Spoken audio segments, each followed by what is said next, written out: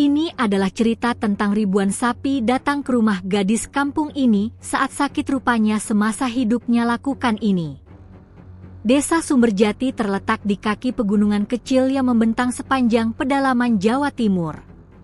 Desa itu tampak biasa saja. Sawah hijau terhampar, kabut pagi turun lembut seperti selimut tipis, dan suara ayam jantan selalu menjadi alarm alami bagi warga. Namun dari desa yang sederhana itu, lahirlah sebuah kisah yang kelak mengguncang seluruh negeri. Kisah tentang seorang gadis miskin yang dicintai ribuan makhluk tanpa ia sadari. Gadis itu bernama Naila, 17 tahun, anak yatim piatu yang hidup bersama seorang ibu angkat bernama Busaroh. Rumah mereka kecil, berdinding kayu jati yang mulai lapuk, dan atap rumbia yang sering bocor bila hujan datang. Meski hidup kekurangan, rumah itu selalu dipenuhi rasa hangat, terutama karena kehadiran Naila.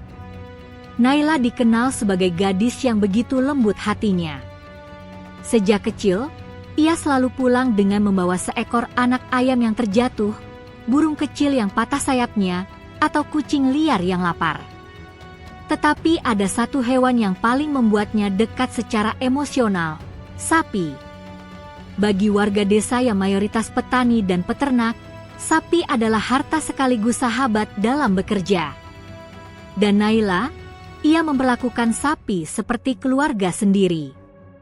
Setiap pagi, sebelum berangkat membantu ibunya angkat menjual jamu keliling, Naila selalu singgah di kandang sapi milik Pak Karto, tetangga dekat rumah. Di sanalah tinggal beberapa sapi yang sudah mengenal Naila sejak mereka lahir. Ada Sari, sapi betina yang pernah tersandung dan hampir mati. Ada Gendis, sapi muda yang pernah terluka parah karena jatuh ke parit. Dan ada Jabrik, sapi jantan yang temperamennya keras tetapi langsung jinak bila dekat Naila. Naila tidak pernah dibayar, tetapi ia merawat mereka dengan sepenuh hati. Ia membersihkan luka, memandikan mereka, memijat kaki sapi yang terkilir, hingga memberi makan tambahan dari hasil ia mencari rumput sendiri di pinggir sungai. "Enduk, kamu ini kok baik sekali sama sapi?"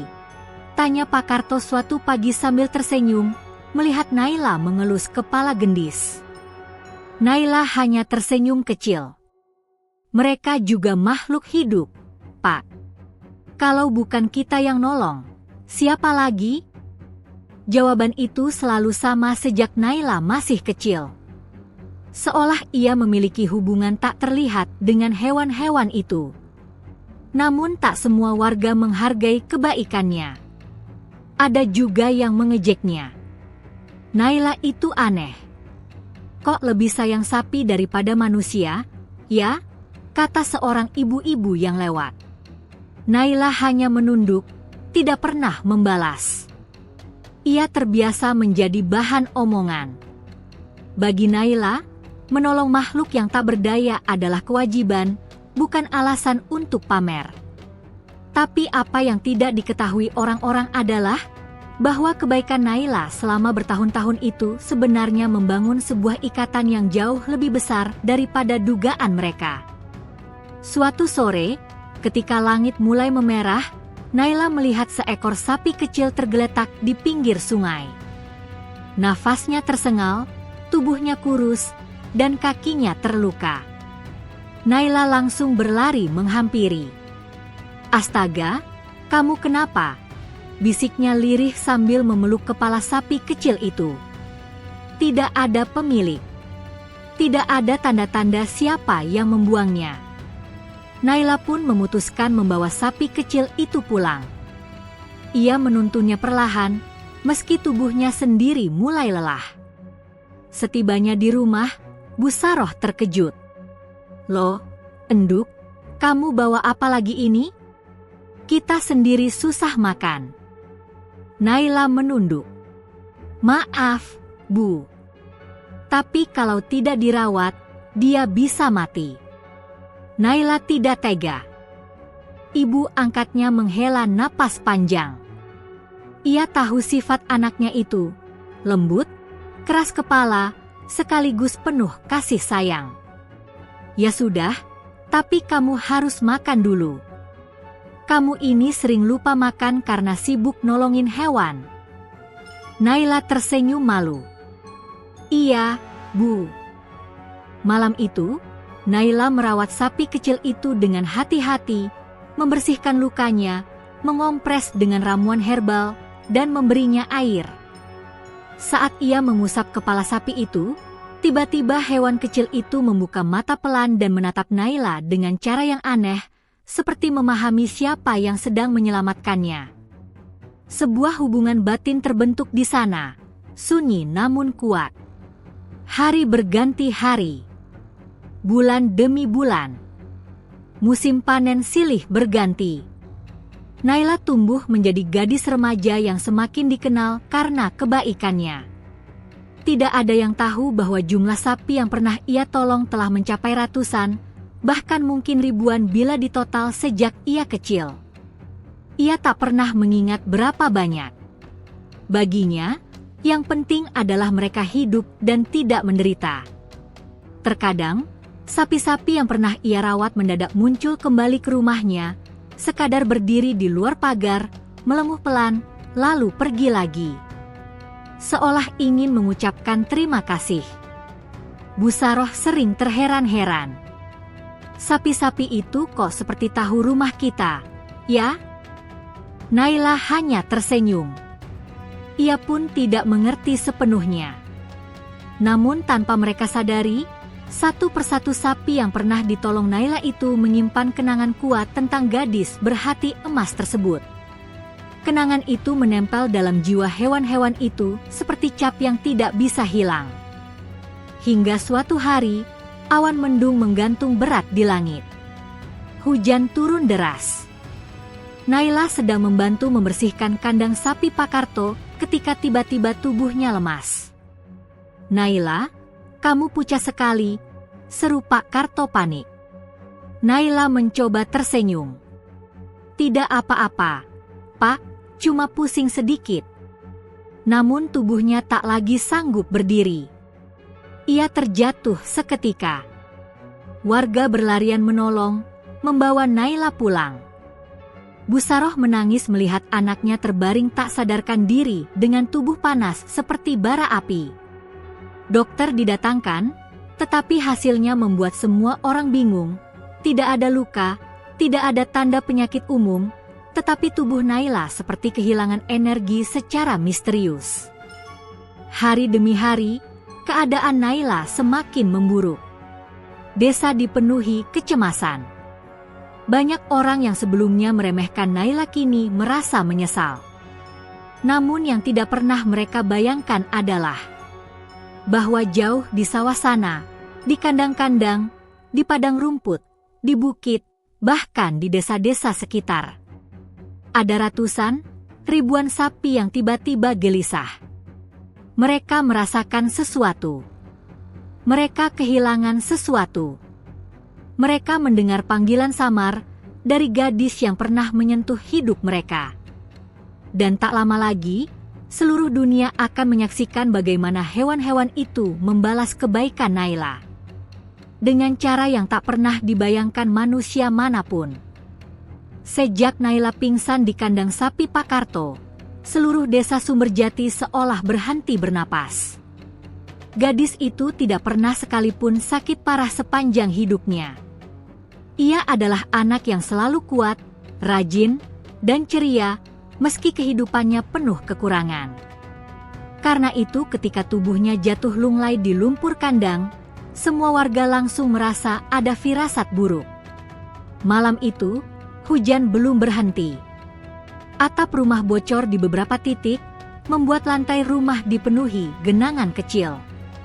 Di kamar sempit berukuran 2x3 meter, Naila terbaring dengan tubuh panas membara.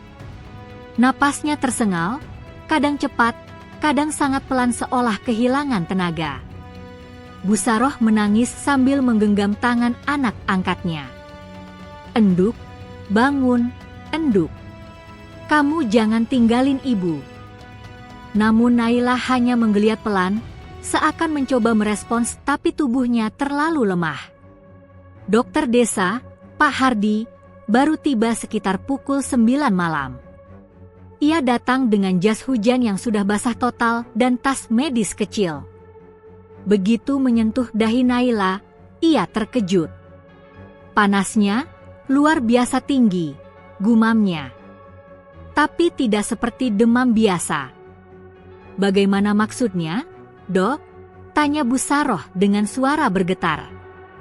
Pak Hardi mengusap keringat di keningnya, menatap Naila dengan raut bingung.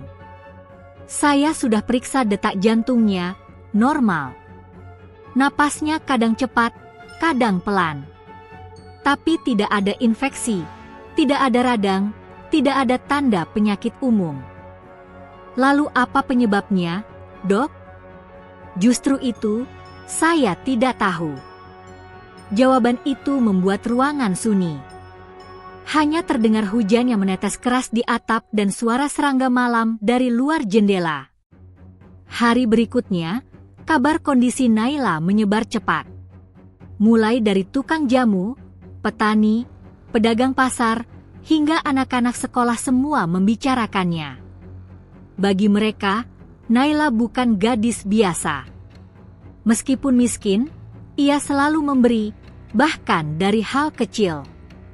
Setiap orang punya kenangan tentang kebaikannya. Pak Karto ingat bagaimana Naila merawat Sari sampai sembuh. Bu Saminah ingat bagaimana Naila membantu melahirkan anak sapi saat suaminya sedang merantau. Anak-anak kecil ingat bagaimana Naila memberi mereka minum ketika bermain sampai sore. Namun kini, gadis itu terbaring tak berdaya, seolah sedang menghilang sedikit demi sedikit. Pada hari kedua sakitnya, sebuah hal aneh mulai terjadi. Bu Saroh yang kelelahan menjaga, tertidur sebentar di dekat dipa Naila. Ia terbangun ketika mendengar suara duk, duk, duk. Seperti langkah kaki besar di luar rumah. Masih setengah sadar, ia membuka jendela kecil. Gelap. Hanya hujan rintik. Namun suara itu semakin jelas. Seperti sesuatu yang berjalan perlahan, berat, dan banyak. Langkah apa itu? Bisiknya. Saat ia membuka pintu, tidak ada siapa-siapa. Hanya tanah becek dan embusan angin. Ia kembali ke kamar. Tetapi perasaan aneh itu tidak hilang. Seolah ada sesuatu yang mendekat, bukan manusia, bukan kendaraan, sesuatu yang lebih besar. Hari ketiga, kondisi Naila semakin buruk. Tubuhnya semakin panas, tapi kulitnya semakin pucat. Bibirnya kering, napasnya lemah seperti ditarik paksa dari dalam tubuhnya. Ketika Bu Saroh mengusap kening Naila, gadis itu membuka mata sedikit. Bu, dingin, bisiknya lirih. Dingin? Padahal badanmu panas sekali, enduk. Bukan tubuh Naila, tapi dunia, dingin, sekali. Bu Saroh merinding. Kata-kata itu terasa bukan milik Naila. Sore harinya, semakin banyak warga yang datang menjenguk. Mereka berkerumun di teras, membawa makanan, ramuan, dan doa. Beberapa berusaha menghibur Bu Saroh meski mereka pun tak bisa menyembunyikan rasa takut. Kasian sekali, gadis sebaik itu, kok bisa sakit seperti ini. Ini pasti bukan penyakit biasa. Jangan-jangan, ada sesuatu yang memanggil dia. Suara-suara itu menjadi bisik-bisik yang semakin lama semakin tebal dengan ketakutan. Menjelang maghrib, suara aneh terdengar lagi. Kali ini lebih jelas, lebih berat, dan lebih banyak. Duk, duk, duk, duk. Langkah kaki besar dari arah sawah. Beberapa warga yang masih di teras berhenti berbicara. Mereka saling pandang. Sampean dengar? Iya. Apa itu? Truk tanah ya? Hujan begini mana ada truk lewat jalan becek begitu. Mereka berdiri, menajamkan telinga. Duk, duk, duk. Semakin dekat, semakin berat, semakin banyak. Seperti puluhan, atau ratusan, atau ribuan langkah kaki hewan besar. Seorang anak kecil yang ikut melihat tiba-tiba memegang tangan ibunya. Bu, itu suara sapi. Ibu itu menelan ludah. Sapi sebanyak itu? Dari mana? Warga lain mulai takut. Beberapa mundur. Beberapa tetap menatap ke arah sawah. Tapi tak ada apapun yang terlihat. Hanya kabut tipis yang mulai turun bersama meredanya hujan. Anehnya, ketika langkah kaki itu terdengar, tubuh Naila bereaksi. Ia merintih, memegang dadanya, sementara napasnya semakin sesak. Seolah suara itu memanggil jiwanya dari jauh. Naila! Anduk! Sabar ya, Bu di sini. Bu Saroh menangis sambil memeluk bahunya. Pak Hardi tiba-tiba berseru, denyut jantungnya naik drastis. Tapi tubuhnya tidak bergerak. Ini tidak masuk akal. Ruangan menjadi panik. Beberapa wanita menangis. Anak-anak dipanggil pulang. Namun kejadian paling aneh terjadi saat malam semakin gelap. Saat langkah kaki itu berhenti, Naila berhenti merintih. Saat lenguhan sapi yang sangat dalam terdengar dari kejauhan, suara itu masuk melalui jendela kamar. Naila tersenyum. Ya, tersenyum. Gadis itu, yang sejak pagi tak mampu bergerak, meneteskan air mata pelan dan berbisik sangat lirih. Mereka datang. Setelah itu, ia kembali tidak sadarkan diri. Bu Saroh benar-benar ketakutan. Para warga yang masih tinggal ikut bingung. Beberapa mencoba menenangkan, namun hati mereka pun berdebar tak tenang. Karena mereka semua menyadari satu hal. Suara langkah itu bukan langkah satu sapi. Bukan 10. Bukan 100. Langkah itu terdengar seperti pasukan. Pasukan yang tidak diketahui jumlahnya. Pasukan yang tidak diketahui asalnya. Pasukan yang hanya punya satu tujuan. Menuju rumah Naila. Dan malam itu, seluruh desa merasakan firasat besar yang sulit dijelaskan. Ada yang akan terjadi. Ada yang sedang bergerak. Dan tidak ada yang bisa menghentikannya. Malam di desa Sumberjati tidak pernah sepanik itu sebelumnya. Setelah suara langkah kaki besar yang terdengar dari arah sawah, warga menjadi gelisah sepanjang malam. Hujan memang sudah mereda, tetapi langit masih gelap pekat tanpa bintang. Angin dingin bertiup pelan, membawa aroma tanah basah yang anehnya terasa begitu berat, seakan ada sesuatu yang ikut terbawa dalam hembusan itu. Para tetangga tidak pulang. Mereka duduk bergerombol di teras rumah Bu Saroh, menunggu sesuatu yang mereka sendiri tidak yakin apa. Lampu-lampu minyak dinyalakan, menebar cahaya kuning temaram yang bergoyang tertiup angin. Sementara di dalam kamar, Naila masih terbaring pucat, jauh lebih pucat daripada sebelumnya. Tubuhnya dingin, tetapi keningnya tetap panas. Napasnya sesekali memburu, lalu melemah lagi. Namun yang paling mengerikan bagi Bu Saroh adalah, mata Naila terus bergerak cepat di balik kelopak mata tertutup, seperti seseorang yang sedang melihat sesuatu dalam mimpinya, atau dalam dunia lain. Dia seperti sedang memandang sesuatu, bisik Pak Hardi, dokter desa itu. Melihat apa, Pak? Tanya Bu Saroh dengan suara pecah. Pak Hardi menggeleng. Entahlah. Tapi jelas ini bukan sakit fisik biasa. Jiwanya seperti ditarik sesuatu. Belum sempat mereka melanjutkan pembicaraan, suara itu datang lagi. Duk, duk, duk. Lebih berat dari sebelumnya. lebih teratur. Seperti langkah pasukan yang sudah semakin dekat. "Astagfirullah, itu lagi!" teriak salah satu warga. Beberapa anak-anak mulai menangis. Para ibu memeluk mereka erat. Para lelaki berdiri, mencoba menatap ke arah sawah. Namun kabut semakin tebal. Tidak ada apapun yang terlihat, tetapi mereka mendengar. Duk, duk, duk, duk. Puluhan, ratusan, tidak, ribuan langkah hewan berat. Langkah itu mengguncang tanah.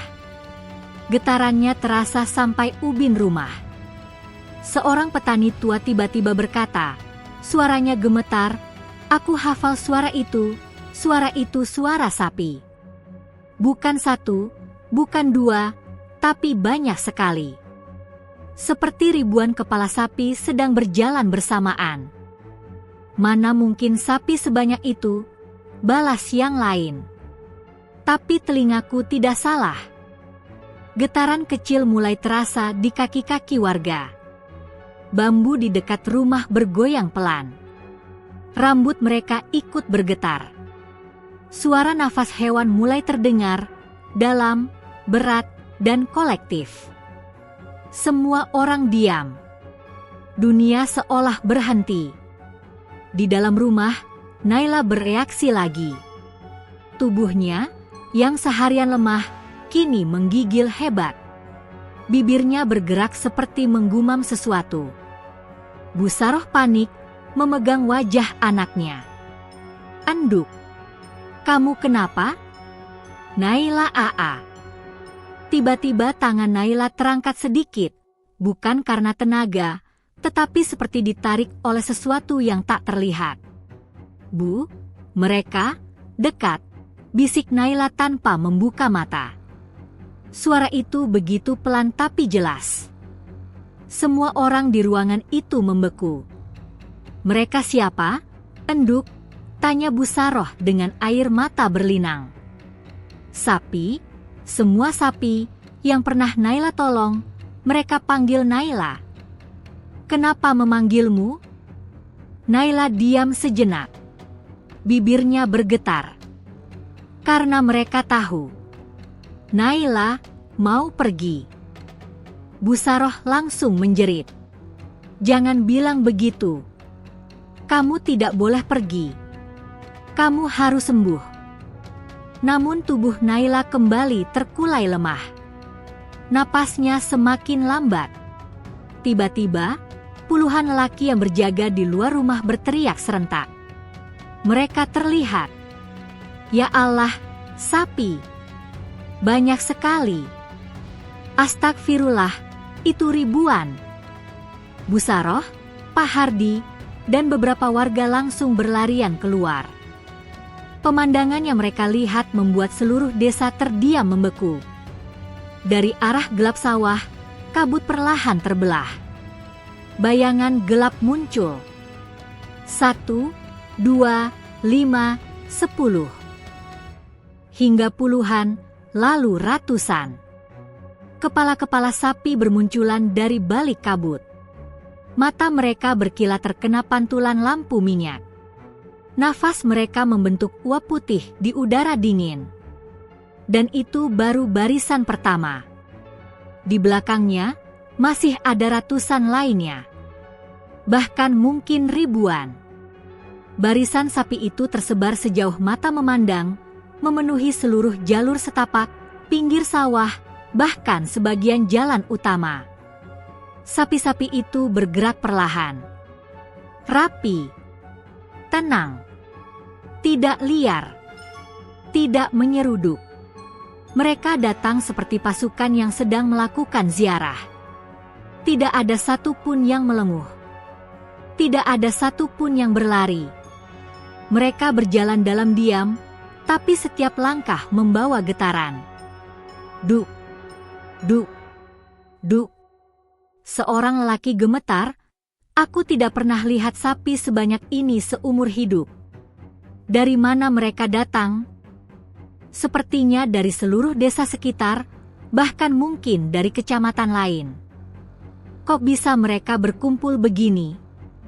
Dan kenapa semuanya ke sini? Ke rumah Naila? Pertanyaan itu menggantung di udara. Sementara itu, di dalam kamar, Naila kembali tersenyum kecil. Air matanya mengalir. Seolah hatinya tahu apa yang sedang terjadi di luar. Mereka datang untuk pamit. Kata-kata itu membuat Bu Saroh rubuh berlutut di samping tempat tidur. "Enduk, jangan bilang begitu, kamu jangan pamit." Namun seolah Naila sudah tidak mendengar dunia. Tubuhnya semakin lemah. Napasnya semakin pendek, seperti lilin yang nyalanya tinggal setitik. Di luar, sapi-sapi itu berhenti tepat di depan rumah Naila. Mereka tidak menyeruduk pintu, tidak mengamuk, tidak mengeluarkan suara keras. Mereka hanya berdiri, diam, tegak, menatap rumah itu. Lalu satu sapi tua bagai pemimpin melangkah maju beberapa langkah. Warnanya coklat tua, tanduknya patah di satu sisi, tubuhnya besar tapi kurus, seperti pernah diselamatkan dari kelaparan. Beberapa warga langsung mengenalinya. "Loh, itu sapi yang dulu pernah pingsan di sawah dan ditolong Naila." Benar. Naila yang rawat dia waktu itu. Sapi tua itu berdiri menghadap pintu rumah, menundukkan kepala. Kemudian, "Mo-o." Lemuhan panjang terdengar. Dalam, penuh duka. 1000 sapi di belakangnya ikut menundukkan kepala bersamaan. Lemuhan panjang bergema bersamaan. Seperti doa. Seperti salam perpisahan. Seperti ratapan. Bu Saroh menangis histeris di dalam rumah. Warga tak berani bergerak. Karena apa yang mereka lihat bukan kejadian biasa. Ini bukan kejadian alam. Bukan kebetulan. Ini adalah panggilan jiwa. Panggilan balasan dari ribuan makhluk yang pernah disentuh hatinya oleh seorang gadis miskin bernama Naila. Dan semua orang sadar. Keajaiban baru saja dimulai. Dan angin malam membawa pertanda bahwa yang akan terjadi berikutnya jauh lebih besar daripada sekadar kedatangan ribuan sapi. Suara lenguhan ribuan sapi yang berdiri di depan rumah Naila menggema seperti nyanyian kesedihannya menggulung seluruh desa Sumberjati. Tidak ada satu warga pun yang berani mendekat. Mereka berdiri terpaku, sebagian memegang dada, sebagian saling menggenggam tangan, sementara anak-anak bersembunyi ketakutan di balik kaki ibunya. Desa yang biasanya ramai menjelang maghrib kini sunyi seperti kuburan. Lampu-lampu rumah bergetar tertiup angin dingin yang samar-samar berbau lembut dan asing. Bau rumput basah bercampur sesuatu yang tidak bisa didefinisikan, seperti kehadiran yang menembus batas alam. Di dalam rumah, Naila mulai menggigil. Tubuhnya kurus kering, kulitnya pucat seperti bulan tertutup kabut. Napasnya tipis. Dan yang paling membuat semua orang merinding, senyumnya tetap terukir, senyum damai yang justru membuat waktu terasa semakin menyesakan. Pak Hardi memeriksa nadi Naila dengan tergesa. Tangannya gemetar. Detaknya sangat lemah. Ini bisa jadi detik-detik terakhir. Bu Saroh hampir jatuh pingsan. Ia memeluk tubuh Naila sambil menangis. "Enduk, jangan pergi. Ibu cuma punya kamu." Namun saat itu, mata Naila sedikit terbuka, sangat pelan, seperti seorang yang memandang dari dunia yang jauh. "Bu, mereka sudah datang, seperti dulu." "Siapa? Enduk? Siapa?" Bu Saroh mencium tangannya, gemetar. Naila tersenyum kecil. Air matanya menetes perlahan. Semua yang pernah Naila tolong, mereka ingat. Lalu matanya kembali tertutup. Di luar, sapi-sapi itu mulai bergerak. Tidak liar. Tidak menyerang. Mereka mengelilingi rumah. Rapi. Teratur. Seperti manusia yang sedang membuat barisan penjagaan. Mereka berdiri membentuk lingkaran raksasa, melingkari rumah Naila hingga 5 lapis ke belakang. Warga desa berbisik ketakutan. Ya Allah, mereka menjaga rumah itu. Kenapa sapi bisa bertindak seperti ini? Ini bukan hal biasa, ini keajaiban. Bukan, ini balasan. Perkataan itu keluar dari mulut seorang nenek tua, Mbah Narti, orang paling sepuh di desa. Suaranya pelan tapi tegas, membuat semua orang spontan menoleh padanya. Mbah Narti berjalan pelan mendekati lingkaran sapi, tongkatnya menghentak tanah becek. Warga berusaha menahannya. Mbah, jangan dekat-dekat. Berbahaya. Sapi-sapi ini bukan sembarang sapi. Mbah, nanti diseruduk. Namun Mbah Narti hanya menggeleng lemah dan berkata, sapi tidak akan menyakiti orang yang niatnya baik. Dengan langkah goyah, ia melewati 2 sapi yang berdiri di tepi lingkaran. Anehnya, 2 sapi itu otomatis memberi jalan, seperti mengerti siapa yang datang. Warga terpana. Seolah Mbah Narti mempunyai aura yang diakui sapi-sapi itu.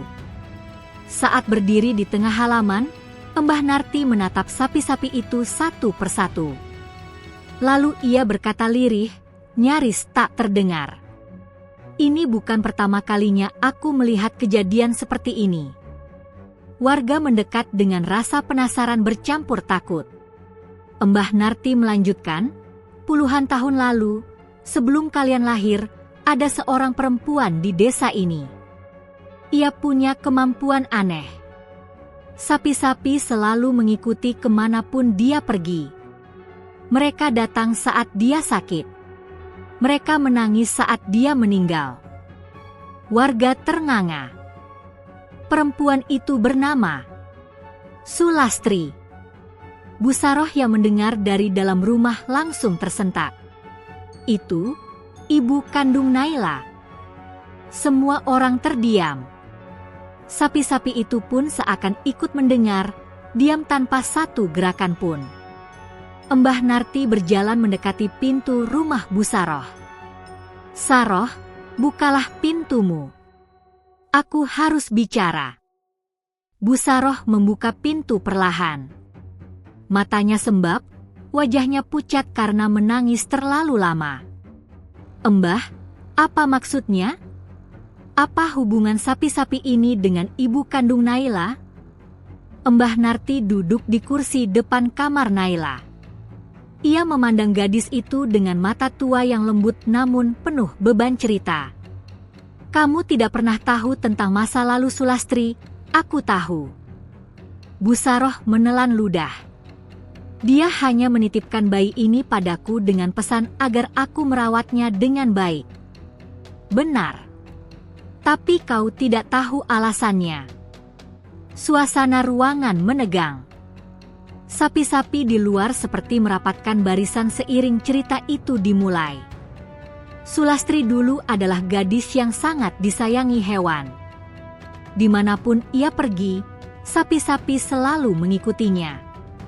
Ia sering menyembuhkan sapi sakit, memberi makan saat pemiliknya lalai, mengusap kepala sapi yang baru melahirkan. Seperti Naila, bisik salah satu warga dari jendela. Ya, jawab Mbah Narti. Tepat seperti Naila. Lalu apa yang terjadi pada Bu Sulastri? Tanya Bu Saroh. Mbah Narti menatap jauh, suaranya melemah.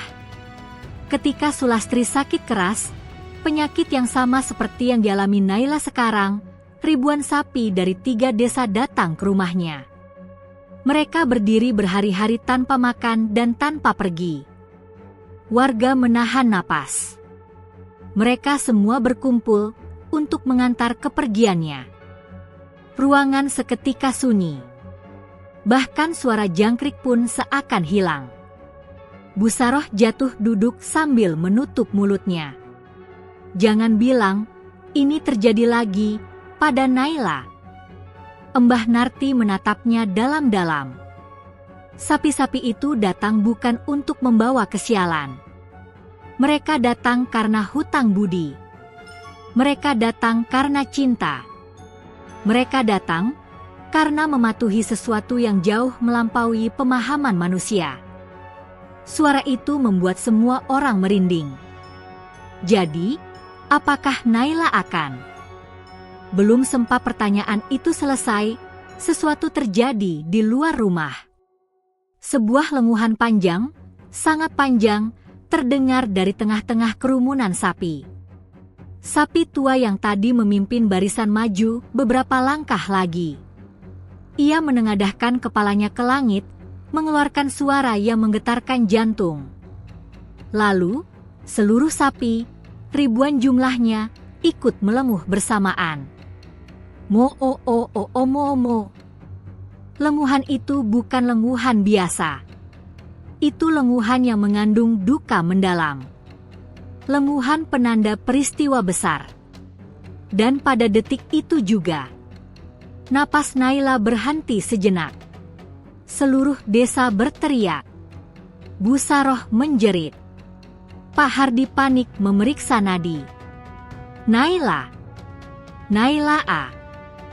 Namun Mbah Narti tidak panik. Ia berdiri perlahan, menatap atap rumah dan berkata, "Belum. Ini bukan akhir. Ini baru permulaan." Di luar, ribuan sapi diam sempurna. Dan langit tiba-tiba bergemuruh. Kabut putih yang menyelimuti kaki bukit di kejauhan semakin menebal, seperti gulungan awan yang turun ke bumi. Cahaya samar-samar berpendar dari balik kabut itu, bukan cahaya lampu, bukan pula cahaya bulan. Cahaya itu terasa hidup, berdenyut pelan seperti jantung raksasa yang berdetak dari dunia lain. Warga desa Sumberjati terpaku. Tidak satu pun berani bergerak. Mereka hanya bisa menatap ke arah kabut dengan campuran rasa takut dan rasa penasaran. Ribuan sapi yang sebelumnya membentuk lingkaran juga menjadi diam. Tidak ada lenguhan, tidak ada gerakan. Mereka bahkan menahan napas, seolah tahu bahwa sesuatu yang sakral akan muncul. "Cahaya apa itu?" bisik seorang warga. "Bukan cahaya biasa," jawab lelaki tua penjaga hutan. "Ini seperti tanda." "Tanda apa?" Ia menggeleng lambat. Sesosok yang sangat dihormati sedang mendekat. "Aku bisa merasakannya." Suara itu membuat bulu kuduk semua orang berdiri. Dari balik kabut, tanah mulai bergetar. Dum, dum, dum. Getarannya jauh berbeda dari langkah ribuan sapi sebelumnya. Ini bukan getaran massa, melainkan satu getaran besar dari sesuatu yang memiliki bobot luar biasa. Busaroh yang masih di samping Naila langsung memeluk putrinya erat-erat. "Enduk, apa itu?" "Kau tahu?" Naila membuka mata setengah. Ada senyum samar di wajahnya.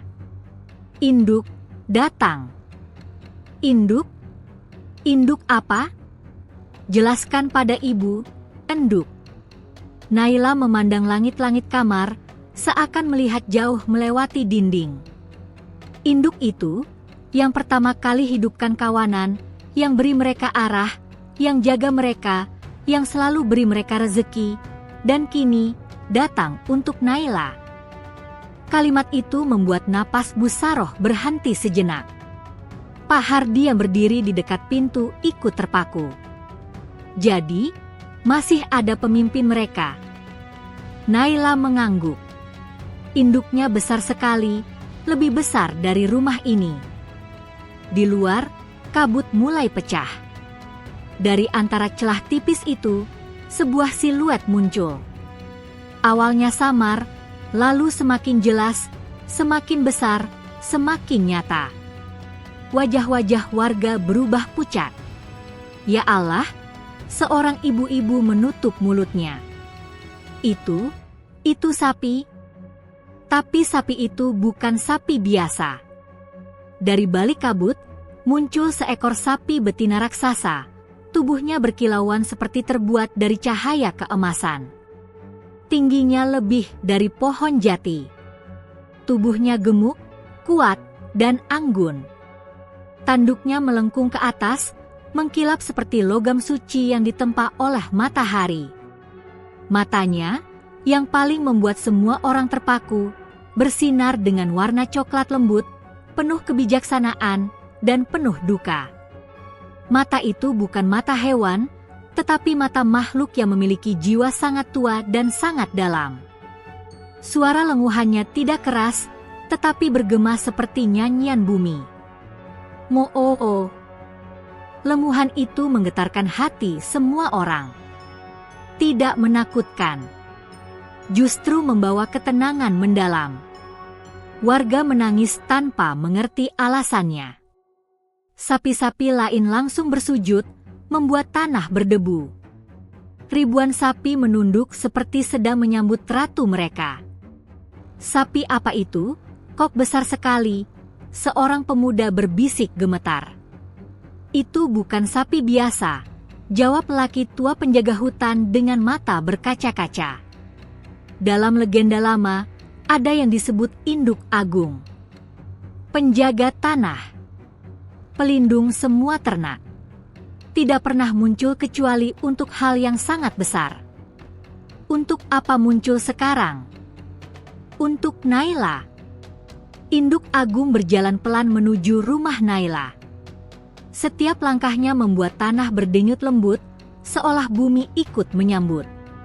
Tidak ada suara ancaman. Tidak ada gelagat agresif. Justru ada aura damai yang luar biasa. Ketika ia berdiri tepat di depan rumah Naila, seluruh sapi yang bersujud mengangkat kepala sedikit, hanya untuk menyaksikan apa yang pemimpin mereka lakukan. Induk agung menundukkan kepala. Lentik bulu matanya basah. Matanya memancarkan rasa sayang. Lalu, ia menangis. Air mata raksasa itu jatuh ke tanah, menghasilkan suara lembut bluk seperti embun pagi yang menyentuh daun. Warga kembali merinding. Sapi menangis? Untuk seorang manusia? Untuk gadis itu? Kenapa Naila begitu istimewa? Lelaki tua penjaga hutan menghela napas panjang. Karena gadis itu yang menyelamatkan anak-anak mereka. Selama bertahun-tahun. Tanpa minta upah. Tanpa minta balasan. Induk agung mengangkat kepalanya tinggi-tinggi, lalu mengeluarkan lenguhan yang sangat lembut, lebih lembut dari suara angin. Lenguhan itu seperti doa, seperti permohonan. Dan tiba-tiba, angin hangat kembali masuk melalui jendela rumah Naila. Naila yang terbaring tiba-tiba menggenggam tangan ibunya lebih erat. Bu, dia bicara. Induk itu? Apa yang dia bilang? Dia bilang, dia mau berikan setengah kekuatannya untuk Naila. Bu Saroh langsung menggeleng, panik. Tidak. Tidak perlu. Naila cukup bangun saja. Tidak perlu sampai begini. Namun Naila tersenyum dengan mata berkaca-kaca.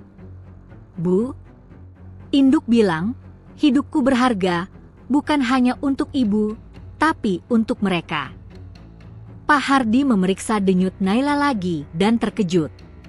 Tubuhnya menyerap energi hangat itu. Ini tidak masuk akal. Jantungnya semakin kuat. Detik berikutnya, sesuatu yang tak dapat dijelaskan terjadi. Induk agung menunduk lebih rendah daripada sapi manapun pernah menunduk. Dari tubuhnya keluar cahaya keemasan lembut. Cahaya itu bergerak seperti asap hangat, melayang pelan menuju rumah Naila. Cahaya itu menembus dinding dan masuk ke kamar tanpa menggores apa-apa. Semua warga melihat cahaya itu, dan mereka tidak bisa memalingkan pandangan. Di dalam kamar, cahaya itu menyentuh tubuh Naila. Begitu menyentuh, tubuh Naila memancarkan sinar lembut. Pucatnya hilang perlahan. Wajahnya memerah. Bibirnya kembali berisi. Napasnya stabil. Seolah ada kehidupan baru mengalir dalam darahnya. Pak Hardi sampai mundur 2 langkah, menutup mulutnya. Ini mukjizat.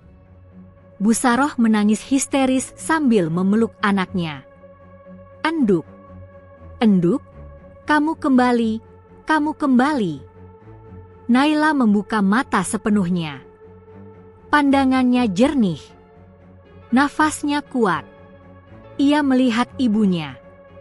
Bu, aku tidak sakit lagi. Ya Allah, Bu Saroh tersungkur memeluknya. Di luar, induk Agung berdiri tegak kembali. Cahaya di tubuhnya mulai redup. Ia terlihat sangat kelelahan.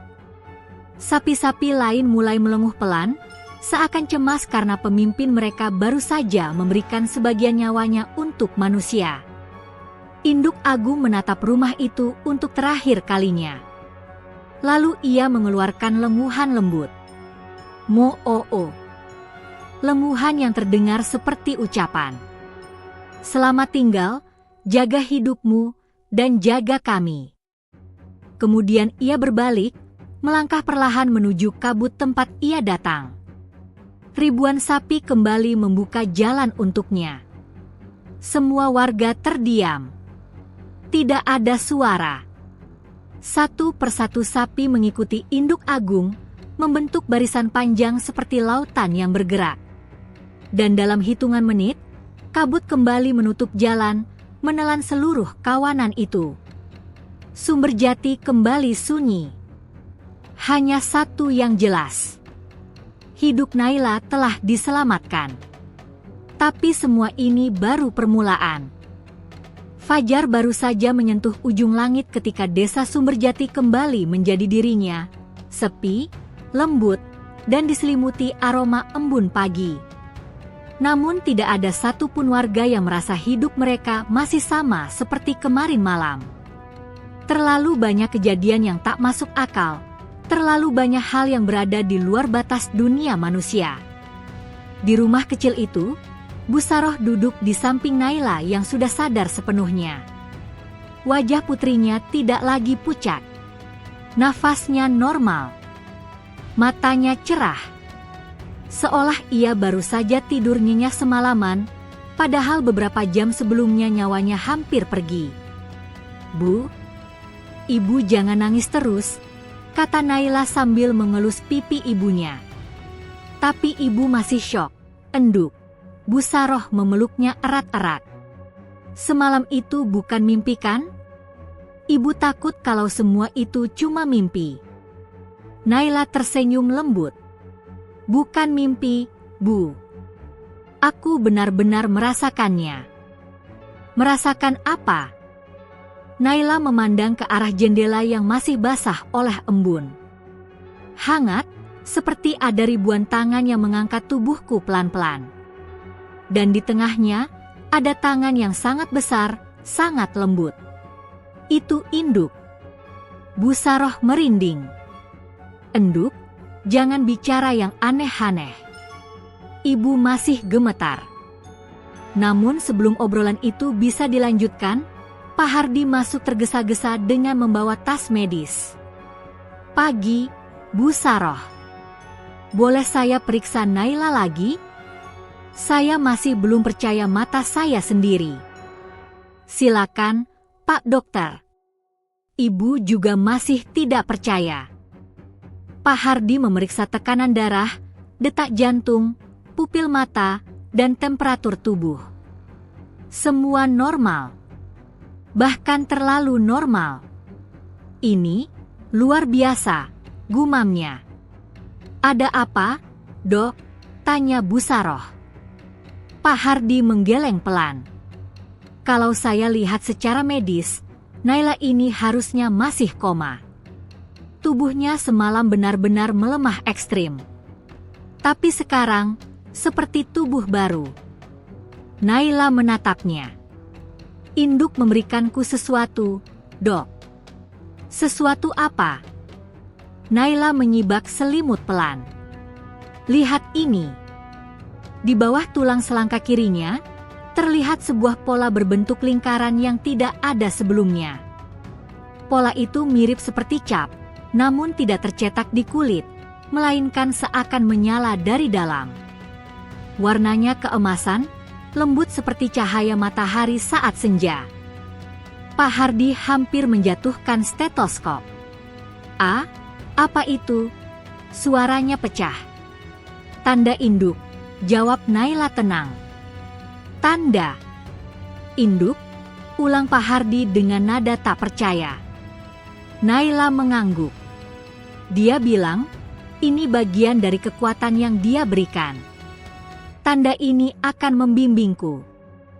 Bu Saroh langsung panik. "Tanda apa lagi?" "Enduk, kamu jangan ngomong sembarangan. Ibu takut." Naila memegang tangan ibunya. "Bu, tenang. Aku tidak merasa sakit. Justru, aku merasa lebih kuat." "Tanda itu permanen?" tanya Pak Hardi dengan suara pelan. "Ya. Sampai induk memanggil kembali bagiannya suatu hari nanti." Kalimat itu membuat ruangan mendadak hening. Memanggil kembali? Kapan? Dengan cara apa? Dan apa yang harus dilakukan Naila sampai hari itu tiba? Beberapa warga mulai berdatangan pagi itu. Mereka ingin memastikan Naila benar-benar hidup. Dan ketika mereka melihat Naila tersenyum dari tempat tidurnya, beberapa langsung menangis haru. "Alhamdulillah, kau kembali, Nak. Kami kira kami kehilanganmu." Semalam itu, mukjizat Tuhan lewat hewan-hewan itu. Namun di antara kerumunan, ada beberapa warga yang berbisik-bisik dengan nada aneh. "Aku lihat sendiri sapi raksasa itu, tapi itu tidak mungkin kan? Tidak masuk logika. Menurutmu ini pertanda baik atau buruk? Jangan-jangan gadis ini sekarang punya kekuatan aneh?" "Jangan ngomong sembarangan. Itu anak baik." Tapi suara-suara itu lambat laun membuat Bu Saroh resah. Ia tidak ingin Naila diperbincangkan dengan nada buruk. Cukup sudah mereka hidup miskin selama ini. Ia tidak ingin anaknya kembali disudutkan hanya karena hal di luar kendalinya. Siang harinya, ketika kerumunan mulai bubar, sesuatu aneh terjadi lagi. Naila mencoba bangun dari tempat tidurnya. Bu Saroh hendak membantu, tapi Naila menggeleng. "Aku bisa sendiri, Bu." Ketika kakinya menyentuh lantai, Pak Hardi memerhatikannya dengan cermat, memastikan tidak ada tanda kelemahan. Namun Naila melangkah dengan mantap. Tubuhnya tidak gemetar sama sekali. Ia berjalan keluar rumah. Berjalan menuju halaman. Tepat ke titik yang semalam dikelilingi ribuan sapi. Tanah di sana berbeda. Seperti lebih halus. Lebih bersih. Dan ada aroma rumput segar meski tidak ada rumput di sana. Naila berdiri di tengahnya. Ia memejamkan mata. Dan dalam hitungan detik, ia mendengar sesuatu. Lenguhan halus. Suara lembut. Bisikan. Tidak berasal dari warga. Tidak berasal dari angin. Tapi dari ribuan sapi yang pergi itu. Mereka tidak tampak. Mereka jauh. Tapi suara mereka masih terhubung. "Enduk, kau kenapa?" tanya Bu Saroh cemas. Naila membuka mata perlahan. "Bu, mereka masih ada. Mereka tidak pergi jauh. Siapa? Sapi-sapi itu? Naila mengangguk. Induk menghubungkan pikiranku dengan mereka. Aku bisa mendengar mereka seperti bisikan di tengah angin. Pak Hardi terkejut. Itu kemampuan baru? Naila menatap tanda emas di dadanya. Aku bisa mendengar ketika mereka sakit, lelah, atau butuh bantuan. Dan sebaliknya, kalau aku ada bahaya, mereka akan tahu. Busaroh menunduk gemetar. Enduk, apa yang induk inginkan darimu? Naila menatap ke kejauhan. Induk bilang, suatu bencana akan datang.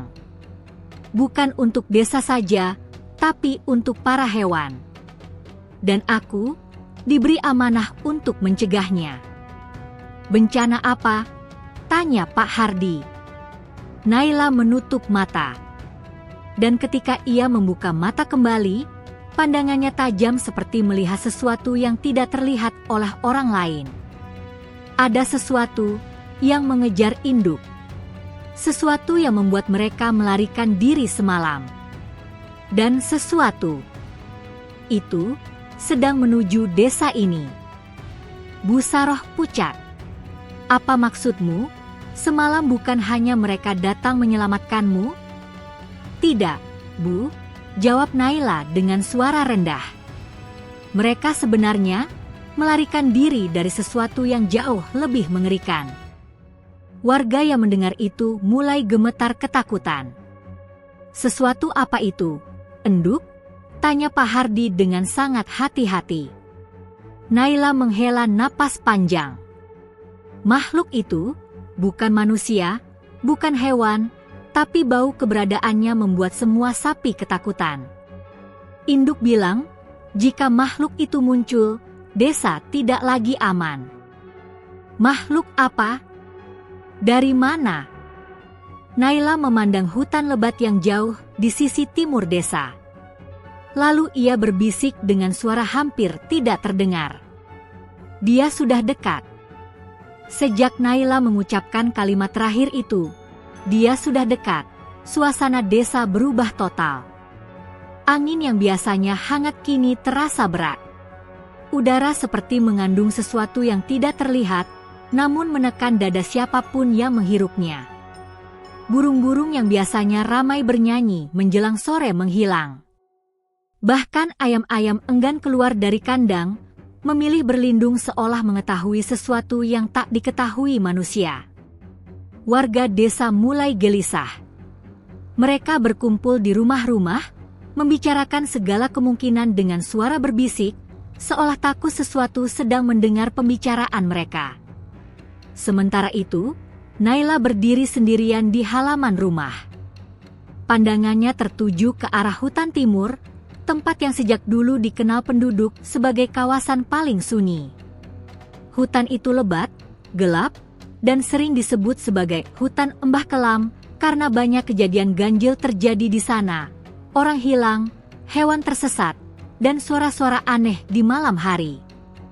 Pak Hardi berdiri tak jauh darinya. Naila, apakah kamu yakin makhluk itu sudah dekat? Naila mengangguk pelan. Aku tidak melihatnya, Pak. Tapi aku bisa merasakannya. Dan sapi-sapi itu juga merasakannya. Bagaimana kamu tahu? Bisikan mereka semakin keras. Pak Hardi menelan ludah. Bisikan seperti apa? Naila memejamkan mata dan bersuara lirih, seolah ia sedang mendengarkan sesuatu dari dalam kepalanya. Takut. Bahaya. Jangan biarkan dia mendekat. Induk, lindungi anakmu. Ketika Naila membuka mata, wajahnya muram. Mereka ketakutan. Lebih takut daripada saat malam mereka datang ke sini. Busaroh yang mendengarkan dari beranda mendekat dan memegang bahu anaknya.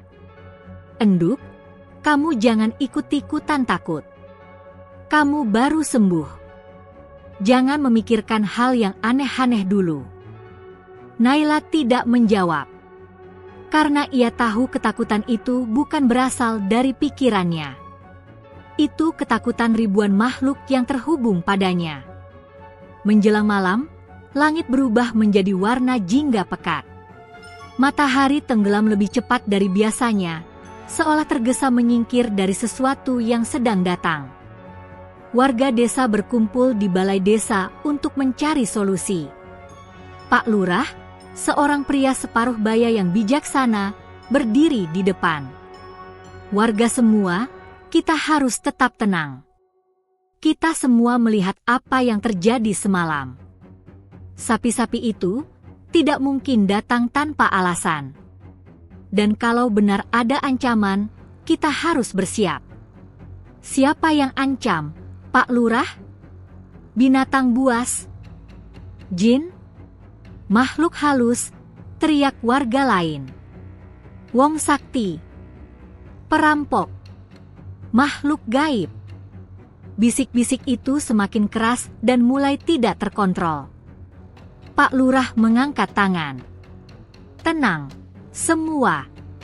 Kita dengarkan apa kata Naila. Dia satu-satunya yang bisa mendengar kawanan sapi itu. Seluruh warga memandang Naila dengan campuran harap dan takut. Naila menarik napas panjang. Makhluk itu bukan manusia. Bukan perampok. Bukan binatang. Tapi dia berjalan. Dia punya kaki. Dan setiap langkahnya membuat tanah bergetar, tapi sangat halus, seperti ada sesuatu yang menahan suaranya. Jadi, makhluk itu besar? Tanya seorang bapak. Besar sekali, jawab Naila. Apa dia berbahaya? Naila menunduk. Ya, sangat. Ibu-ibu mulai memeluk anak-anak mereka. Beberapa laki-laki muda menelan ludah, jelas ketakutan. Tapi, kenapa dia mengejar sapi-sapi itu? Tanya pemuda lain. Naila memandang hutan jauh di sana. Karena dia mencari sesuatu atau seseorang. Seseorang. Jangan-jangan induk agung. Naila mengepalkan tangan. Induk agung melindungi kawanan itu dengan kekuatannya. Makhluk itu tidak suka. Makhluk itu membenci cahaya induk. Cahaya? Makhluk apa membenci cahaya emas? Pak Hardi mengernyit. Makhluk itu seperti apa wujudnya? Naila menggeleng. Induk tidak bisa menunjukkan bayangannya padaku.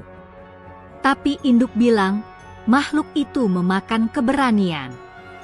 Semakin kita takut, semakin kuat dia. Seketika seluruh warga merinding bersamaan. Dia datang ke desa karena semalam kita semua takut. Berarti dia makin kuat. Aduh, bagaimana ini, Pak Lurah? Ketakutan mulai memenuhi ruangan. Naila terpaksa menaikkan suaranya. Jangan takut. Justru takut membuat dia lebih cepat datang. Warga langsung terdiam. Pak Hardi menatap Naila serius. Kalau begitu, apa yang harus kita lakukan? Naila memandang tanda emas di dadanya. Kita harus melihat sebelum dia tiba. Karena makhluk itu sudah mengirimkan bayangannya. Bayangan. Naila memerhatikan sudut ruangan yang gelap. Di sana, di bagian sudut yang tidak terkena cahaya lampu, ada sesuatu. Sebuah bayangan panjang. Tidak berbentuk manusia. Tidak berbentuk hewan. Hanya seperti asap hitam yang berdiri tegak, tidak bergerak. Bayangan itu sejak tadi diam, tidak terlihat oleh warga, tetapi Naila baru menyadarinya. Wajahnya memucat. Dia sudah mengintai sejak tadi. Warga menoleh. Tapi bayangan itu langsung menghilang seperti asap yang ditiup angin. Apa itu barusan? Ada yang lihat? Bayangan apa tadi? Hantu? Namun hanya Naila yang benar-benar melihat wujudnya. Tidak ada mata. Tidak ada mulut. Hanya bentuk gelap dengan aura dingin menusuk. Ketika warga mulai kembali ke rumah masing-masing, Pak Lurah memutuskan untuk menambah ronda malam. Namun para peronda itu sendiri berjalan dengan gugup, membawa obor lebih tinggi dari biasanya. Di rumah, Naila tidak bisa tidur. Tanda emas di dadanya berdenyut pelan, ketukan halus seperti alarm. Seolah memperingatkan. Dia semakin dekat. Tiba-tiba, dari arah hutan, terdengar suara keras. Gro-o-a-a, gro-o-eng. Suara seperti batang pohon patah. Seperti sesuatu raksasa sedang menyibak pepohonan. Busaroh terbangun dan memeluk Naila. Anduk. Apa itu? Naila memejamkan mata, mencoba merasakan gerakan suara itu. Ada sesuatu yang masuk ke hutan. Kamu yakin itu makhluknya? Naila menggeleng. Bukan, ini lebih kecil. Banyak jumlahnya. Mereka bergerak cepat. Pak Hardi yang menginap di rumah itu malam ini langsung berlari keluar. Saya cek dulu. Tunggu Pak, teriak Busaroh. Namun sebelum Pak Hardi membuka pintu, Naila memanggil. Pak, jangan buka pintu. Ada apa? Naila menelan ludah. Makhluk kecil itu berbau sama. Mereka adalah pelacak. Pelacak. Pak Hardi mengulang. Mereka sedang mencari jejak induk dan jejak yang induk tinggalkan padaku. Busaroh memeluk anaknya erat-erat. Ya Allah. Naila menggenggam tangannya. Bu, makhluk-makhluk itu akan datang ke desa malam ini. Pak Hardi membelalak. Berapa banyak? Naila memejamkan mata. Bisikan ribuan sapi memenuhi kepalanya. Mereka bilang, ada puluhan. Puluhan? Busaroh hampir pingsan. Naila membuka mata dan menatap kedua orang dewasa itu dengan wajah tegang. Puluhan makhluk pelacak menuju rumah ini. Dan di luar, suara daun-daun bergerak cepat seperti sesuatu berlari di tanah. Semakin dekat. Semakin banyak. Semakin jelas. Sesuatu sedang mengepung desa. Malam itu, langit desa Waringin tampak seperti kain beludru hitam yang ditaburi serpihan percikan perak. Bulan menggantung rendah, seakan sengaja turun lebih dekat untuk mengawasi rumah kecil tempat Sari terbaring dalam kesadaran yang mulai kembali. Dan seperti malam-malam sebelumnya selama 3 hari terakhir, halaman rumah itu masih dipenuhi sapi-sapi dari penjuru desa, bahkan dari luar desa, yang berdiri dengan ketenangan nyaris tak masuk akal. Namun malam ini berbeda. Ada kesunyian aneh, kesunyian yang tidak membuat orang takut, tapi membuat mereka merasa seperti berada di ambang sesuatu yang sangat besar. Seakan bumi menahan napasnya. Pak Herman duduk di kursi bambu di teras, menatap sapi-sapi yang berjajar rapi seolah mereka sudah berlatih baris berbaris. Lampu-lampu petromax yang dipasang oleh warga memantulkan cahaya lembut di tubuh sapi-sapi itu, membuat bulu mereka tampak berkilauan. Beberapa anak kecil duduk di punggung sapi dengan hati-hati, seolah mereka tahu hewan-hewan itu datang bukan untuk disakiti, juga bukan untuk menyakiti. Di dalam rumah, suara lembut Ibu Sari terdengar, ia sedang mengganti kompres anak gadisnya yang masih lemah. Suhunya turun sedikit, ucap Ibu Sari sambil tersenyum tipis. Alhamdulillah, Pak Herman menghela napas lega, namun matanya terus menatap keluar jendela, memikirkan sesuatu yang lebih besar dari sakit Sari. Karena sejak sore tadi, jumlah sapi tak lagi ratusan atau ribuan. Ada puluhan ribu kini. Desa Waringin seperti diselimuti lautan coklat keemasan, lautan punggung sapi yang berkilau. Di sudut halaman, Ki Sura, lelaki tua penjaga adat, duduk bersila sambil memejamkan mata. Bibirnya komat kamit membaca doa-doa kuno yang hanya dia dan beberapa tetua lain yang masih menghafalnya. Warga berkerumun dengan hormat di belakangnya. Seseorang dari kerumunan berkata pelan, "Ki, kenapa sapi-sapi itu tidak makan apapun? Sudah 3 hari. Ki Sura membuka mata perlahan. Karena mereka tidak datang untuk itu, jawabnya dengan suara rendah. Sapi-sapi ini bukan sekadar hewan. Mereka datang membawa sesuatu atau menagih sesuatu. Nada itu membuat suasana berubah hening. Tak ada yang berani bertanya lebih jauh. Di dalam kamar kecilnya, Sari membuka mata untuk pertama kalinya sejak pagi. Penglihatannya masih kabur, tapi dia bisa melihat bayangan ratusan cahaya kecil di luar jendela. Dia menyentuh tangan ibunya yang duduk di samping ranjang. "Ibu," bisiknya begitu pelan. Ibu Sari menoleh, tersentak. "Nak, kamu sudah bangun." Sari tersenyum lemah, namun air matanya menetes. "Bu, mereka kembali." "Siapa, Nak?" Sari memejamkan mata, lalu membuka kembali, kali ini lebih jernih. "Sapi-sapi itu." Ibu Sari terdiam. Ia selalu tahu dalam hati bahwa anaknya punya sesuatu yang berbeda, sesuatu yang tak dimiliki anak-anak lain. Tapi meski begitu, ia tetap tak paham bagaimana ribuan sapi bisa mengenali Sari dan datang hanya untuknya. Sari melanjutkan, suaranya seperti bisikan angin, "Aku dengar mereka memanggilku. Mereka bilang malam ini adalah malam penentu." Ibu Sari panik. "Penentu apa, Nak?"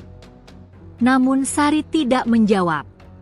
Matanya fokus pada jendela, seakan sesuatu memanggilnya dari luar. Di luar rumah, sapi-sapi tiba-tiba mengangkat kepala bersamaan, gerakan serentak yang sangat rapi dan bersamaan, sehingga beberapa warga terlonjak kaget. Mata mereka bersinar keemasan dalam gelap, mengarah ke titik yang sama, pintu rumah Sari. Para warga saling bertatapan. "Nggak mungkin cuma kebetulan," gumam salah satu bapak desa. Dan seakan menjawab rasa penasaran semua orang, seekor sapi terbesar di antara mereka maju perlahan. Sapi itu berwarna putih bersih, tubuhnya 2 kali lebih besar dari sapi pada umumnya. Di dahinya ada corak seperti bulan sabit. Tidak ada seorang pun warga yang mengenal sapi itu, padahal pemilik ternak di desa itu saling tahu semua hewan masing-masing. Ki Sura berdiri perlahan, tongkatnya menancap ke tanah. "Brahma," gumamnya lirih. Warga menoleh. "Brahma? Sapi siapa itu, Ki?" Ki Sura menggeleng pelan. "Brahma bukan sapi biasa. Itu adalah julukan dalam kisah lama, seekor sapi penjaga, pemimpin dari para sapi-sapi yang dianggap suci, yang dahulu dipercaya memilih anak-anak berhati bersih untuk diberi amanah besar." Warga langsung saling menatap dan berbisik gelisah. "Jangan bilang, sapi-sapi ini datang karena Sari," bisik seorang ibu. Ki Sura menatap ke arah rumah Sari, wajahnya serius. Sepertinya, memang begitu. Dari dalam kamar, Sari mendadak merasa tubuhnya hangat. Hangat yang tak menyakitkan, melainkan nyaman, seperti sedang dipeluk sinar matahari pagi. "Ibu, aku harus keluar," katanya pelan. "Enggak, kamu masih sakit." "Tapi mereka menunggu, Bu." Ada ketegasan lembut dalam suara Sari, hal yang jarang terdengar dari gadis itu.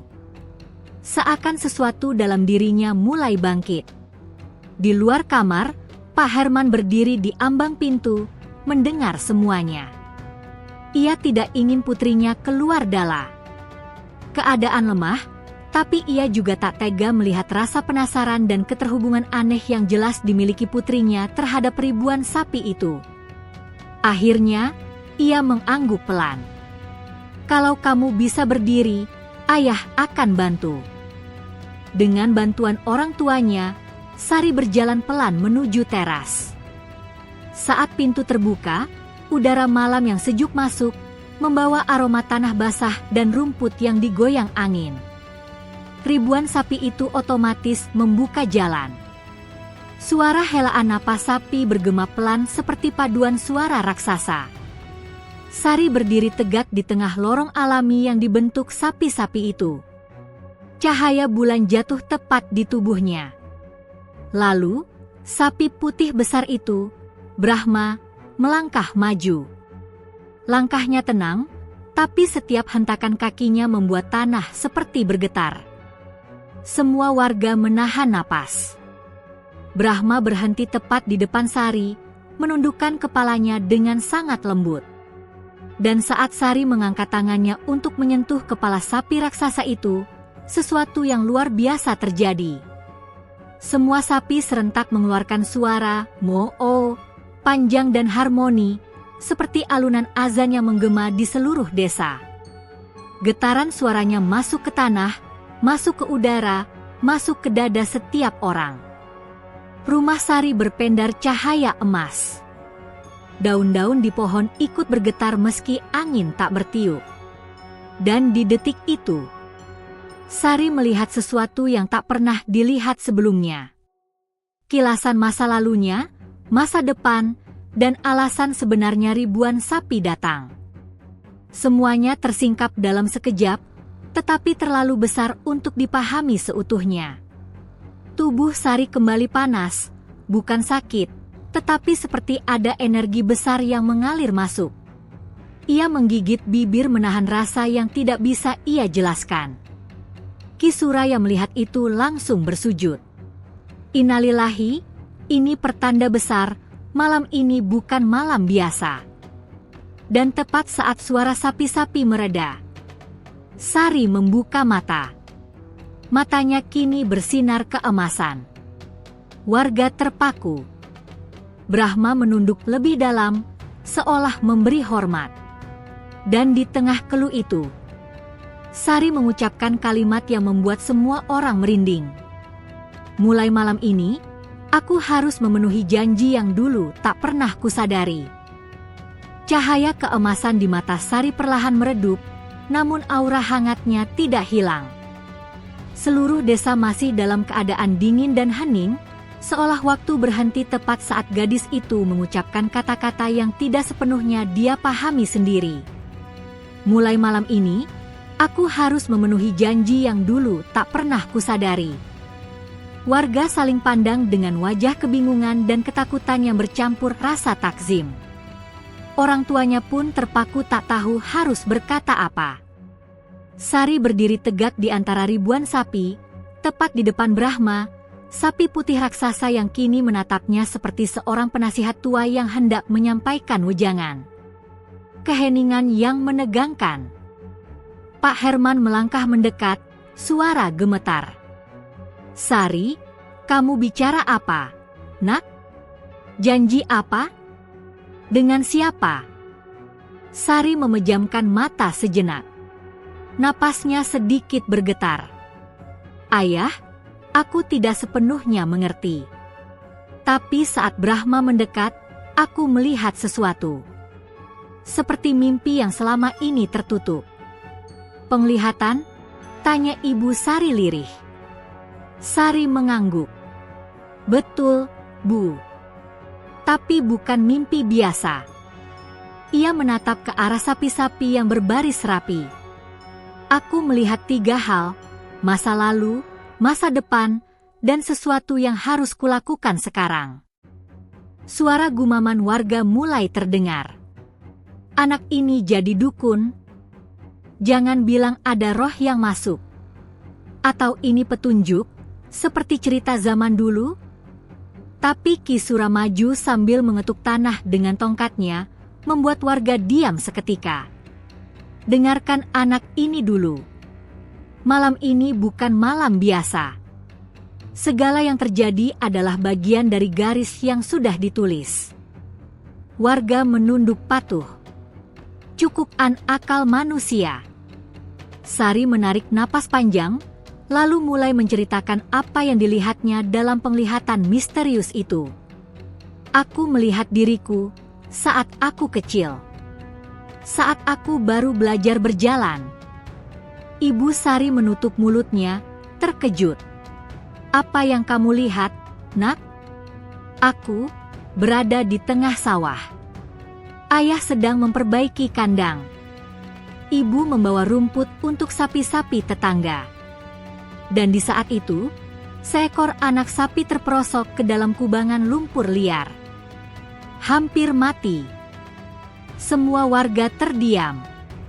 Aku, tanpa sadar, berjalan ke arah anak sapi itu.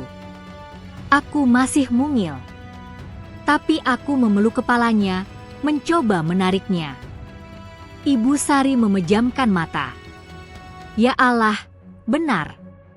Aku ingat itu. Kamu hampir ikut tenggelam waktu itu, Sari. Sari melanjutkan, suaranya lirih tapi jelas. Tapi saat itu terjadi sesuatu yang tak pernah aku ceritakan karena aku sendiri tidak mengingatnya sepenuhnya. Potongan memori yang hilang. Aku melihat seekor sapi putih, belum sebesar Brahma, muncul di tepi kubangan. Dia menatapku lama, seolah mengenali aku. Lalu matanya bersinar. Mata warga membelalak.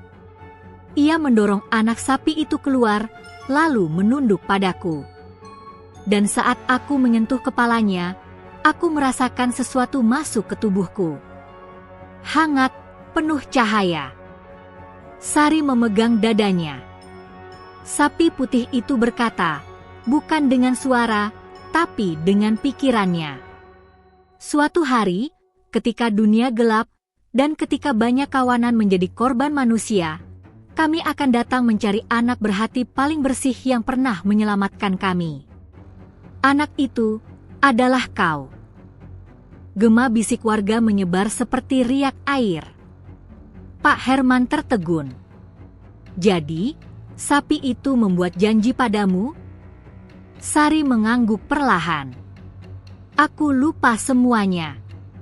Mungkin karena aku masih terlalu kecil. Tapi tadi, semuanya terbuka. Makna ribuan sapi datang. Ki Sura memandang sapi-sapi itu dengan campuran takjub dan gentar. Brahma, dia bukan sembarang sapi. Ia pemimpin roh penjaga ternak. Sari, kau dipilih sejak kecil. Sari menelan ludah. Brahma bilang, saat ini, para sapi sedang berada dalam bahaya besar. Banyak ladang ternak di desa tetangga menutup karena wabah. Banyak sapi dibantai karena dianggap tak berguna. Ada ketidakadilan besar terhadap kawanan mereka. Warga mendengarkan dengan mulut terbuka. Mereka datang padaku, bukan hanya karena sakitku. Mereka datang untuk meminta bantuanku menuntun mereka pada keselamatan. Ibu Sari menggenggam tangan putrinya. Tapi kamu hanya anak kecil, Sari. Bagaimana kamu bisa membantu ribuan sapi? Brahma bilang, aku satu-satunya yang bisa. Karena aku pernah memegang cahaya penjaga yang dia titipkan saat aku kecil. Sari mengusap dadanya, merasakan hangat yang aneh. Cahaya itu masih ada di dalam tubuhku. Gelombang gerakan aneh. Tiba-tiba, ribuan sapi itu mulai bergerak. Bukan panik, bukan liar, tetapi bergerak pelan seperti tarikan arus besar yang tak terlihat. Mereka berbalik menghadap ke arah bukit sisi timur desa, membuat barisan memanjang sejauh mata memandang. "Kenapa mereka bergerak, Ki?" seorang warga bertanya. Ki Sura memejamkan mata. Ini panggilan yang hanya Sari bisa dengar. Sari menelan ludah, merasakan tubuhnya kembali hangat dan lebih ringan, seperti digerakkan dari dalam. Aku tahu apa yang harus kulakukan," katanya akhirnya. "Apa itu, Nak?" tanya ibunya. "Aku harus memimpin mereka." Warga langsung tersentak. "Apa? Gadis sekecil itu memimpin ribuan sapi? Bahaya!" Tetapi Brahma mendekat, melangkah pelan hingga jaraknya hanya 1 langkah dari Sari. Sari mengusap kepala sapi raksasa itu. Brahma bilang, "Aku tidak akan sendirian." Dan memang detik berikutnya, dari arah berbeda, muncul pemandangan yang lebih mengejutkan. Anak-anak sapi kecil berlari ke arah Sari, mengelilingi kakinya dengan jinak dan patuh seolah ia adalah ibu mereka. Ada perasaan haru yang sulit dijelaskan. Kepergian besar yang tidak terhindarkan. "Tidak, Nak. Kamu tidak boleh ikut mereka." Pak Herman berseru, hampir menangis. "Kamu baru sembuh."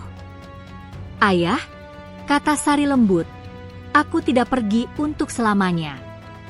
Aku pergi malam ini saja, untuk menepati janji yang pernah kuberikan." "Sari, permintaan ini terlalu berat," suara ibunya pecah. Sari memegang tangan ibunya. "Bu, aku akan baik-baik saja. Ini bukan perjalanan mati. Ini perjalanan menuntun." Warga desa akhirnya melihat apa yang sedang terjadi. Sari sedang bersiap menjadi pemimpin bagi ribuan sapi, menjalankan sesuatu yang sudah ditakdirkan sejak kecil. Cahaya bulan semakin terang, seolah ikut menyorotkan restu dari langit. Sari melangkah maju, diapit oleh anak-anak sapi kecil, diikuti Brahma yang mengangkat kepalanya tinggi. Dan tepat sebelum ia berjalan mengikuti arus panjang kawanan sapi menuju bukit, Sari berbalik dan berkata pada seluruh warga, "Malam ini adalah malam di mana janji lama dibayar. Aku harus membawa mereka pulang sebelum terlambat." Malam itu, Desa Waringin menjadi tempat keberangkatan perjalanan paling aneh, paling sunyi, namun paling megah yang pernah dilihat manusia. Sari berdiri di depan barisan raksasa ribuan sapi, ditemani Brahma, sapi putih pemimpin yang auranya memancar seperti seorang raja kuno, dan puluhan anak sapi kecil yang berlari di sekitar kakinya seperti pasukan kecil. Cahaya bulan turun seperti tirai perak di sepanjang jalanan desa. Angin malam membawa aroma rumput basah dan tanah yang baru tersentuh gerakan langkah kaki sapi-sapi itu. Dan saat Sari mengangkat wajahnya ke bulan dan berbisik pelan, "Ayo kita pulang." Ribuan sapi itu bergerak. Arak-arakan raksasa menuju bukit timur. Lorong alami terbentuk di antara kerumunan warga desa yang berdiri tercekat. Beberapa menangis. Beberapa hanya memegang dada, tak siap melihat seorang gadis kecil memimpin kawanan besar yang jauh melebihi jumlah manusia di desa mereka. Namun ada juga yang tersenyum dengan harapan, karena mereka menyadari apa yang dilakukan Sari adalah sesuatu yang tidak bisa dilakukan orang dewasa manapun. Sari berjalan tegak di depan, langkah kecilnya menyentuh tanah dengan irama yang sama dengan hentakan ribuan kaki sapi. Brahma berjalan di belakangnya, menjaga agar tidak ada satupun yang mendekat dengan niat buruk. Anak-anak sapi kecil sesekali menoleh, memastikan Sari tidak kelelahan. Di kejauhan, bukit timur tampak seperti bayangan hitam yang menunggu. "Apa di balik bukit itu?" tanya beberapa warga yang mengikuti dari jauh. "Aku tidak yakin," jawab Ki Sura, "tapi legenda lama menyebutkan ada lembah tersembunyi, tempat kawanan sapi berhenti saat dunia sedang berada di masa kegelapan." ketegangan di perbatasan desa. Semakin mendekati batas desa, suasana berubah menjadi tegang. Angin malam yang tadinya lembut berubah lebih dingin, seolah ada sesuatu yang menahan kepergian kawanan itu. Sari pun merasakan tubuhnya menghangat. "Apa ada yang menghalangi kita?" bisiknya. Brahma mengeluarkan suara rendah, nada peringatan yang membuat seluruh kawanan berhenti sejenak. Lalu, dari balik pepohonan, terdengar dengusan panjang. Bukan suara sapi. Bukan pula hewan liar biasa. "Buaskah itu?" tanya warga desa dari kejauhan. Tidak. Yang muncul adalah puluhan sapi lain, bukan dari desa Waringin, bukan dari desa tetangga. Ini sapi-sapi buangan. Kurus, luka, sebagian kakinya pincang, sebagian matanya buta karena kekerasan pemilik lama. Mereka keluar dari balik hutan, dibimbing naluri terakhir mereka menuju cahaya yang memancar dari tubuh Sari. Anak itu menutup mulutnya menahan tangis. "Brahma," ucapnya pelan. Brahma mengangguk pelan. Ini bukan kebetulan. Ini panggilan terakhir bagi kawanan yang tersisa. Sari berjalan menghampiri mereka tanpa rasa takut. Ia menyentuh satu persatu kepala sapi kurus itu. Dan anehnya, setiap kali tangannya menyentuh kulit mereka yang rusak, luka-luka itu berhenti menetes darah, meski tidak sepenuhnya sembuh. Cahaya keemasan menyelimuti mereka pelan. "Semua, ikut aku," kata Sari lembut. "Malam ini, kalian pulang." Dan kawanan baru itu pun menyatu dengan ribuan sapi lain, membentuk arus raksasa yang bergerak menuju bukit. Mendaki menuju lembah tersembunyi. Saat mencapai kaki bukit timur, langkah ribuan sapi itu menjadi lebih teratur. Mereka seperti sudah hafal jalan itu, meski manusia tidak pernah tahu ada jalur tersembunyi di sana. Tanah di bawah kaki mereka bergetar pelan. Udara mulai menghangat. Dan saat mereka mendaki, pohon-pohon di sisi kiri dan kanan bergerak lembut seolah memberikan jalan. Sari merasakan cahaya dari dadanya semakin terang. Ia tahu energinya digunakan untuk menjaga kawanan besar itu agar tetap kuat. "Tanganku bergetar, Brahma," katanya lemah. Brahma menatapnya. Dan aneh, seperti ada suara masuk ke kepala Sari. Suara tua yang lembut. "Kau tidak sendirian. Kami membawa tubuhmu, dan kau membawa jiwa kami. Ini ikatan lama yang hidup kembali." Sari mengangguk, menahan air mata. Perjalanan makin menanjak. Namun ribuan sapi itu tidak tampak kelelahan. Bahkan sapi-sapi kurus yang tadinya hampir mati kini melangkah dengan kekuatan baru. Pintu lembah yang terbuka. Setelah melewati puncak bukit, mereka tiba di sebuah lereng menurun yang ditutupi kabut tipis. Kabut itu berkilau samar, seperti serpihan cahaya. Dan saat Brahma melangkah di depan, kabut itu membuka diri. Di baliknya, terhampar sebuah lembah luas, tak tersentuh manusia.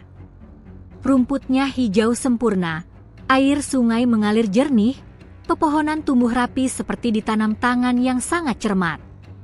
Warga desa yang mengikuti dari jauh terperangah.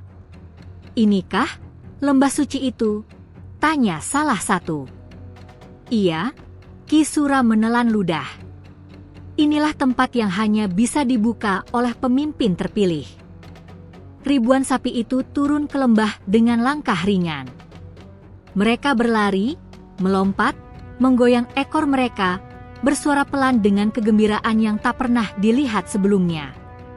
Sapi-sapi kurus jatuh berlutut, merasakan tanah suci itu memberikan kehidupan lagi. Sari berdiri di tengah lembah, tubuhnya diselimuti cahaya keemasan. Ia merasa dadanya hangat, sangat hangat, sampai-sampai ia harus memegang bajunya. "Brahma, Apa yang terjadi padaku? Suara Brahma masuk ke kepalanya lagi. Ini saatnya kau mengembalikan cahaya kami. Kau sudah membawa kami pulang. Kini, waktunya kami membantu menyembuhkanmu.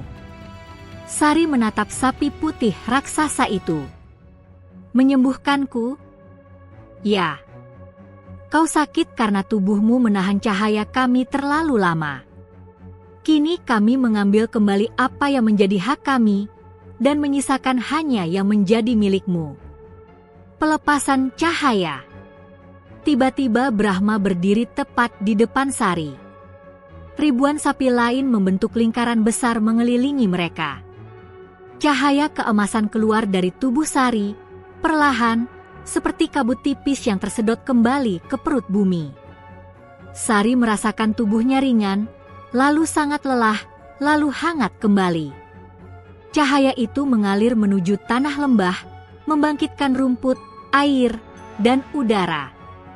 Dan saat cahaya terakhir keluar, Brahma mengeluarkan suara rendalam panjang.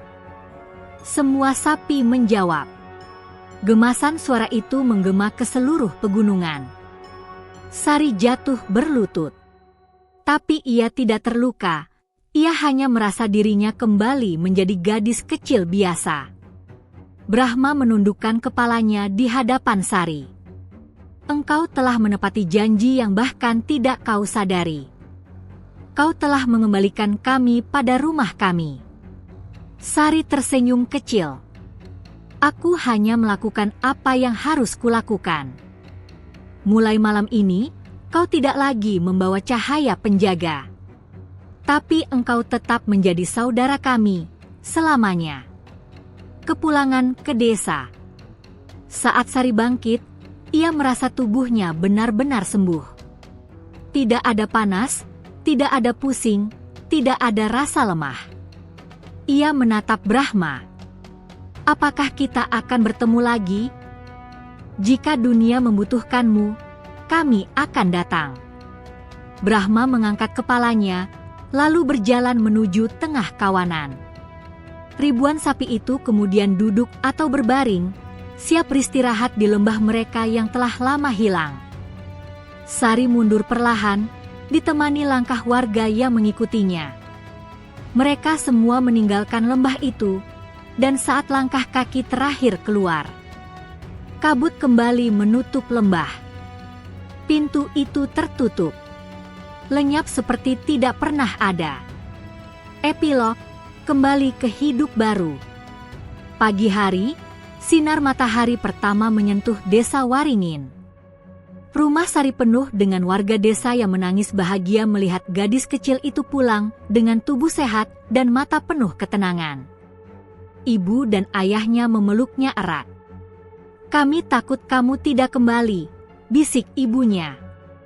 Sari tersenyum lembut. Janji harus ditepati, Bu. Tapi aku selalu akan pulang. Pak Herman mengusap kepala putrinya. Kau membuat kami bangga, Nak. Sari menatap bukit timur. Ia tahu rahasia lembah itu aman. Ia tahu Brahma dan kawanan sapi kini hidup damai. Dan ia tahu kehidupannya baru saja berubah. Bukan lagi gadis desa biasa, tetapi penuntun cahaya, penjaga janji lama.